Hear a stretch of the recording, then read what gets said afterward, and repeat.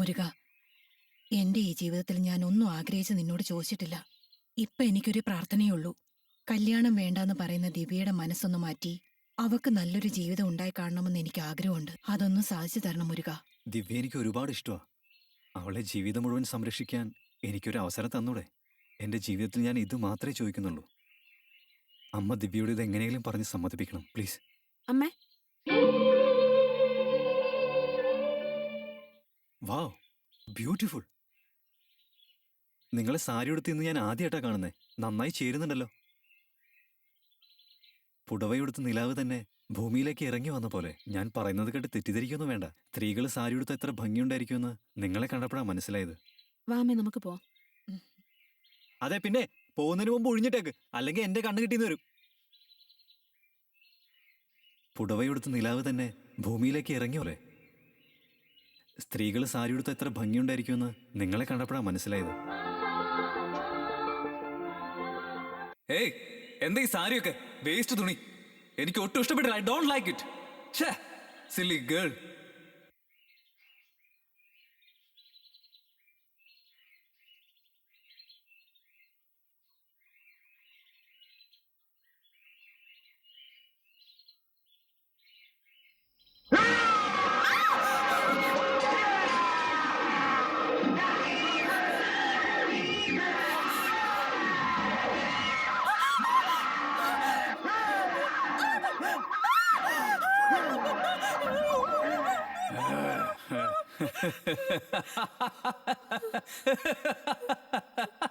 Sorry for the break.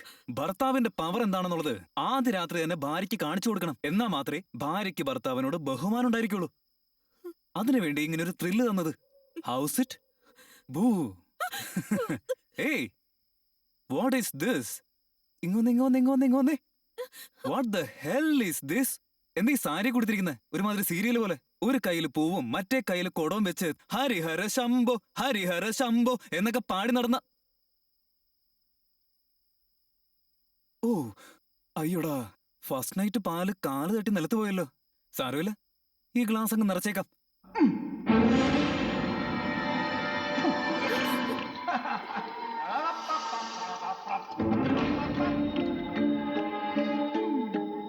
Cheers. മുഴുവൻ കുടിക്കാൻ പാടില്ലല്ലേ? നിന്റെ പങ്ക് പാതി ഇതി തന്നെ ഉണ്ട്. എന്നാ കുടിച്ചോ. Come on, have it. കുടിക്ക്.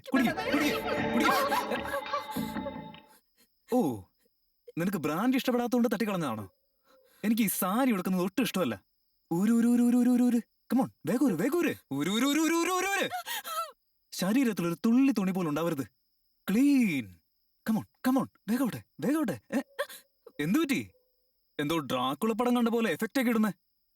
ആദ്യ രാത്രി ബെഡ്റൂമിൽ വെച്ച് ഭർത്താവ് ഭാര്യയുടെ സാരി ഊരാൻ പറയുന്നത് തെറ്റാണോ? ഒന്നും ചെയ്യണ്ട. സമയമില്ല. വേഗൂര്. ഊരുത്താ.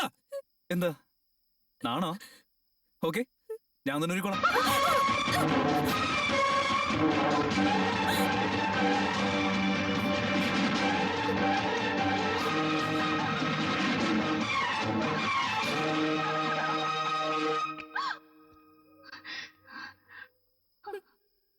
ബ്യൂട്ടിഫുൾ.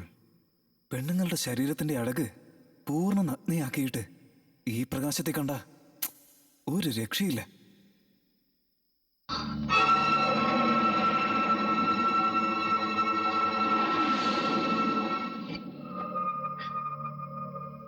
വാവ്, ഇപ്പോഴാ ക്ലീൻ ആയത്.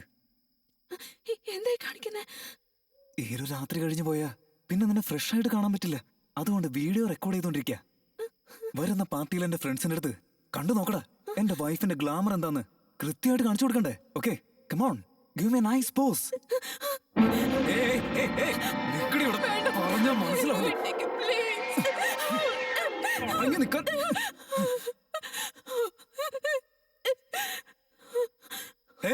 അത് മാറ്റടി, അത് മാറ്റ്. ഭാര്യയുടെ സൗന്ദര്യം ഭർത്താവ് മാത്രം ആസ്വദിക്കേണ്ടത്. അത് വീഡിയോ എടുത്ത് നാട്ടുകാരെ കാണിക്കരുത്. എന്നെ വിട്ടേക്ക്. എന്റെ അടുത്ത് വന്ന ഞാൻ ചത്തുകളയും ഞാൻ. വേണ്ട. You get lost.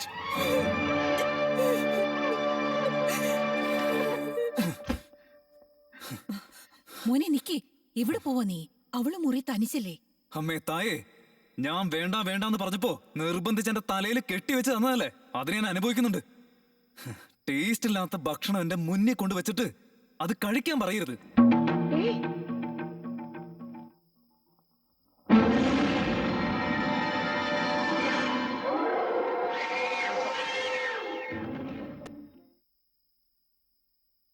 ദിവ്യ, ദിവ്യ, എന്താ ആലോചിച്ചോണ്ടിരിക്കാ? കട അടയ്ക്കണ്ടേ? നല്ല മഴ വരുന്നുണ്ട്, വേഗം ഇറങ്ങാൻ നോക്ക്.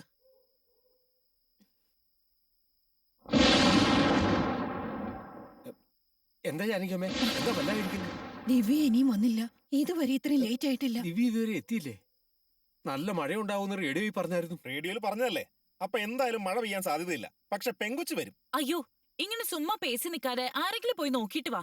ഇവരെന്താ പറഞ്ഞത് എനിക്ക് മനസ്സിലായി. ഇനി തനിക്ക് മനസ്സിലാക്കി തരാൻ വേണ്ടിട്ട് ഞാൻ തമിഴിൽ PhD എടുക്കാടോ. അക്ക 500 രൂപ നിങ്ങൾ രണ്ടുപേർക്കും പോയി നോക്കിയിട്ട് വന്നൂടെ? പോയാൽ എന്താ വന്നാൽ എന്താ? എന്റെ കെട്ടിയോൾ ഓഫീസിൽ പോയിട്ട് ഇതുവരെ വന്നിട്ടില്ല. എന്നിട്ട് ഞാൻ ടെൻഷൻ അടിക്കുന്നുണ്ടോ? നീ എന്തിനാ ടെൻഷൻ ആകുന്നേ? അതിനല്ലേ ജാക്സണുള്ളൂ. അവൻ കൂടെ കാണും. അതെ, ഞാൻ കടയിൽ വരെ ഒന്ന് പോയിട്ട് വരാം. ദിവ്യ വരുവാണെങ്കിൽ അവളോട് പറഞ്ഞാ മതി. മഴ പെയ്യാനുള്ള സാധ്യതയുണ്ട്. നനഞ്ഞ് എങ്ങനെ തന്നെ പോണം? നിങ്ങൾ സുമ്മാ പേസാതെ പോയി നോക്കിയിട്ട് വാ. നിങ്ങൾ ആരും ടെൻഷൻ അടിക്കണ്ട. ദിവ്യക്ക് ഒരു പ്രശ്നം ഉണ്ടാവില്ല, ഞാൻ നോക്കിക്കോളാം. ദിവ്യ എവിടെയായാലും എത്രയും പെട്ടെന്ന് കൂട്ടിക്കൊണ്ടുവരേണ്ടത് എന്റെ ഉത്തരവാദിത്ത. നിങ്ങൾ ധൈര്യമായിട്ട് വെരി ഗുഡ്. അളിയാ, ഒരു ചെറിയ റിക്വസ്റ്റ്. എന്താ? ആ ജാക്സൺ എന്റെ ഭാര്യയെ തെരഞ്ഞു പോയിട്ടുണ്ടെന്ന് പറഞ്ഞേ. എന്തായാലും നീ ദിവ്യയെ കണ്ടുപിടിക്കില്ലേ? അപ്പൊ എന്റെ ഭാര്യയെ കാണുകയാണെങ്കിൽ അവളെ ഒന്ന് ഇങ്ങോട്ട് പറഞ്ഞുവിട്. ആ ജാക്സൺ എങ്ങനെ കൈ കിട്ടിയ അവനെ ഒന്ന് അമക്കിയിട്ട് ഇങ്ങോട്ട് വിട്ടാ മതി. ഒന്ന് പോടോ. കുറച്ച് ചീപ്പായി പോയല്ലേ ഞാൻ പറഞ്ഞത്?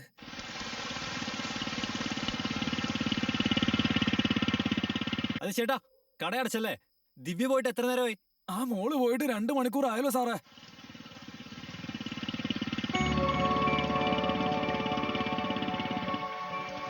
എന്താ ദിവ്യ ഇവിടെ വന്ന് നിൽക്കുന്നേ? ഒന്നുമില്ല, വണ്ടി പഞ്ചറായിപ്പോയി. അതുകൊണ്ട് ബസ് വരാൻ വേണ്ടി കാത്തിരിക്കായിരുന്നു. വണ്ടി പിന്നെ വന്നെടുക്കാം. അവിടെ എല്ലാരും നിന്നെ കാണാതെ വിഷമിച്ചിരിക്കുക. വാ പോവാം. വേണ്ട, നിങ്ങൾ പൊയ്ക്കോ.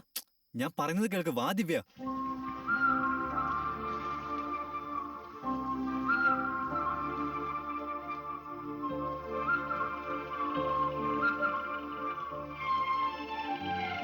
ദിവ്യ, നീ വീട്ടിലെത്താൻ ലേറ്റ് ആയതുകൊണ്ട് അവിടെ നിന്റെ അമ്മ എത്രമാത്രം ടെൻഷൻ അടിക്കുന്നുണ്ടെന്നറിയോ? ഈ മഴയത്ത് പോലും നിന്നെ അന്വേഷിക്കാൻ വേണ്ടി അവർ ഇറങ്ങിയെന്നുള്ളതാ. അതുപോട്ടെ, നിന്നെ കാണാതായപ്പോ നീ എവിടെയാണെന്ന് ആലോചിച്ച് ഈ ഞാൻ പോലും എന്തുമാത്രം ടെൻഷനായെന്നറിയോ? ഒരു ബന്ധുവില്ലാത്ത ഞാൻ ഇത്രമാത്രം വിഷമിക്കുന്നുണ്ടെങ്കിൽ ദിവ്യയുടെ അമ്മയുടെ കാര്യം പിന്നെ പറയാനുണ്ടോ? ആലോചിച്ച് നോക്കി. നിങ്ങൾക്കൊരു ആപത്തും വരാതിരിക്കാൻ ഞാൻ ഈശ്വരനോട് പ്രാർത്ഥിക്കുകയായിരുന്നു. ദിവ്യ,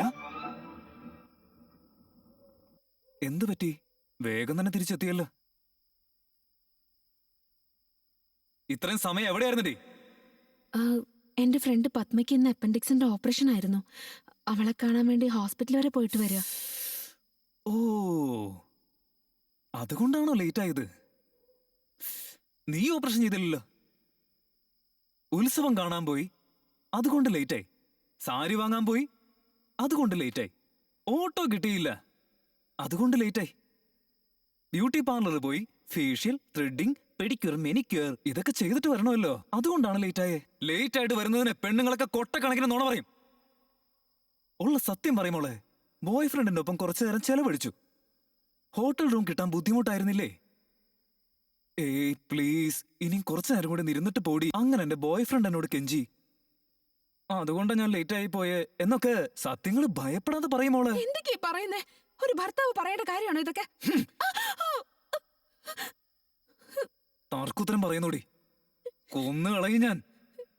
ദിവ്യ, അയ്യോ ഡാ, അവിടെ തല പൊട്ടി ചോര വരുന്ന കണ്ടില്ലേ? വേഗം ഹോസ്പിറ്റലിൽ കൊണ്ടുപോ. ചത്താലേ മുനിസിപ്പാലിറ്റിക്ക് ഫോൺ ചെയ്താൽ മതി, അവരിവിടെ വന്ന് ശവം എടുത്തോണ്ട് പൊക്കോളും.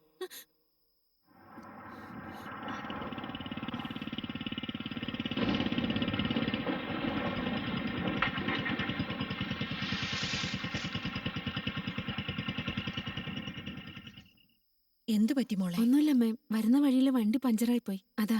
എല്ലാരും കാര്യം അറിയാതെ പേടിച്ചിരിക്കുവായിരുന്നു. എന്താ നിങ്ങൾ എല്ലാവരും ഇങ്ങനെ പുറത്തുനിന്ന് സംസാരിക്കുന്നത്? തല നനഞ്ഞിരിക്കുക, അകത്തേക്ക് കൊണ്ടുപോ.